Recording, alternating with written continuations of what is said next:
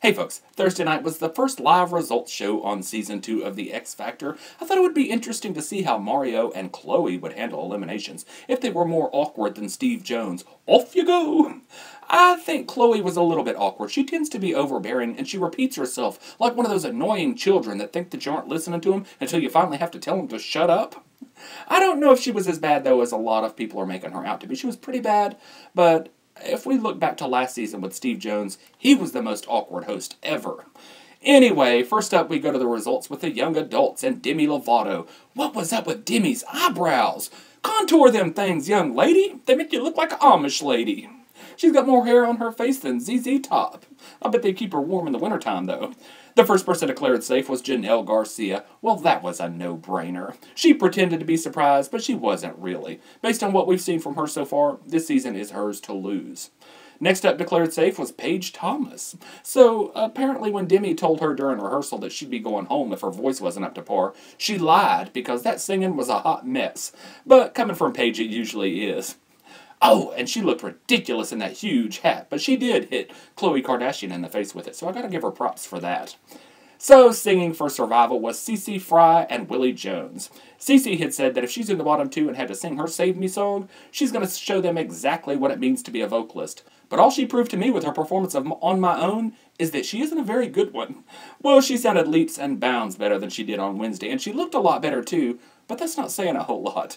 I think she's maybe one of these people that has a few songs that she can sing really well, like I Will Always Love You, but overall she isn't that great of a singer, and she's starting to get a little bit too dramatic for me. I think I prefer the cold as ice CeCe over this new crier that she's been replaced with. The judges loved it. Britney thought that CeCe was having an identity crisis on Wednesday night and was trying to be like Keisha.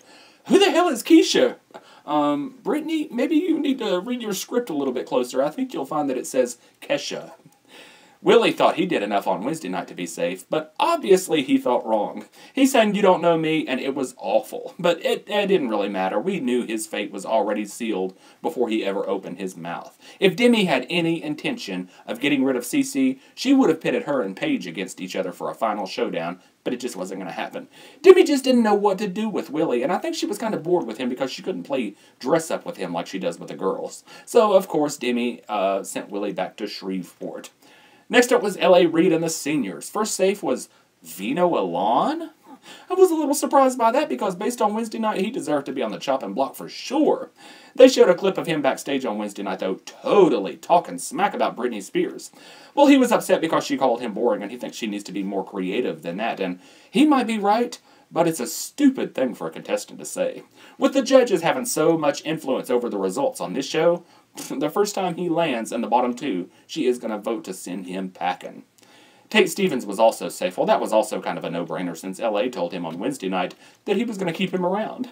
So singing for survival was Jason Brock and David Correy.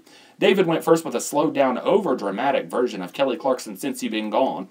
Actually, I think over-dramatic is a bit of an understatement. I hated the arrangement of that song, and it made no sense because the song is, he sang it like it was a heartbreaking ballad, but it's a happy breakup song. It's a liberation anthem, so I did not get it at all. Demi and Simon didn't get it either. Demi thought that he was just screaming, and Simon thought it was melodramatic. And that's David's problem, always so dramatic and serious, even when he isn't performing, so it's hard for people to warm up to somebody like that. Jason Brock, on the other hand, is easy to warm up to. He's fun and likable, but his Save Me performance was pretty overdramatic, too. He sang Whitney Houston's One Moment in Time. It started out nice, but the last half pretty much fell apart. But I figured he had a leg up since L.A. had already admitted that he had failed him with his song choice on Wednesday. But Simon's right. Neither one of these guys stood a shot at winning. Not a chance in hell. L.A. said that David is a star and Jason is an entertainer. He decided to keep the entertainer. I was okay with that decision, too, because I do like Jason better, but I thought David had the better performance on Wednesday night in the oldies category. Vino should have been the one to get the axe, but what can you do? David promised us that it won't be the last that we see of him. Yes, it will. Next up is Britney Spears and the Children. Now, I noticed when Britney, every time she talked, it seemed like everything she said to somebody, because like Wednesday night, it seemed like she was repeating the same thing. It seemed like the same thing on Thursday night. She was telling people that she wasn't so sure about them on Wednesday night, but Thursday night, they really won her over. Give me a break. Anyway, everywhere I look online, people seem to think that Britney is just going to crack under the pressure when she has to make decisions, and I'm not sure why. It's like everybody seems to think that she became infantile after her meltdown and just never recovered. She isn't going backstage to get her diapers changed during commercial breaks. I mean, I realize that she still has people looking after her, but she's been pretty nonchalant over the past few years. I'd be surprised to find out that she even gives a damn. Anyway, the first declared safe, Little Miss Grumpy, Beatrice Miller. Then, backstage, she was complaining because Carly wasn't the first one declared safe. Always the pessimist. Carly was the second person declared safe, though. She definitely needs to watch the faces that she's making when the judges are giving feedback. It could get her in trouble with some of the voters somewhere down the line. So, singing for survival was Arin Ray and Diamond White. Arin was first with I Look to You. He has no range whatsoever, so this song just swallowed him up. I'm still trying to figure out what the judges love about him, and they're all the time talking about girls swooning over him, but I gotta tell you, everywhere I look online, I'm just not seeing a whole lot of that.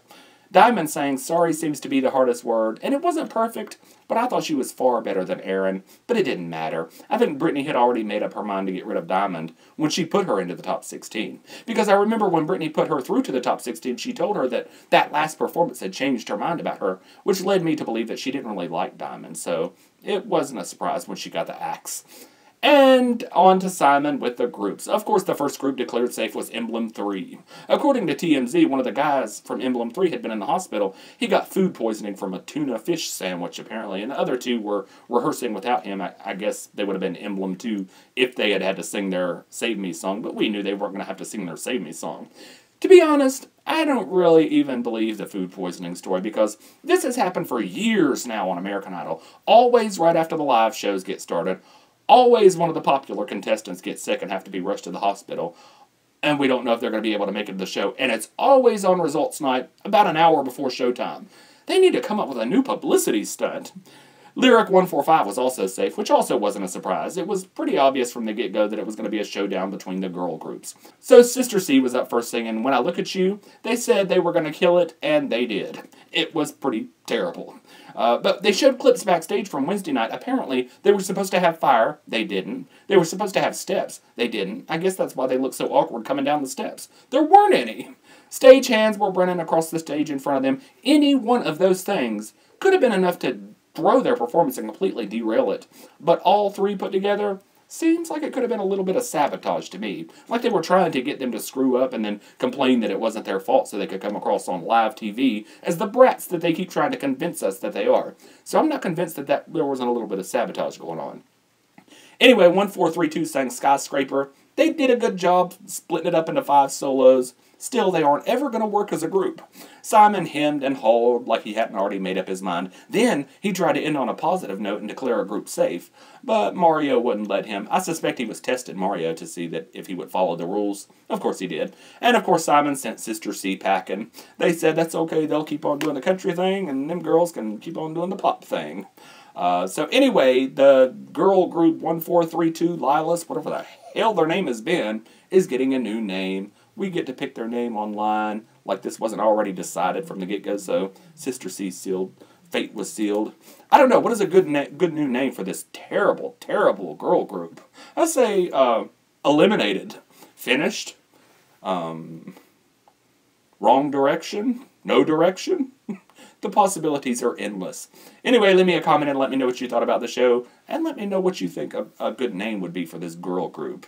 And subscribe to me on YouTube, come be my Facebook friend, and I'll see you folks next week.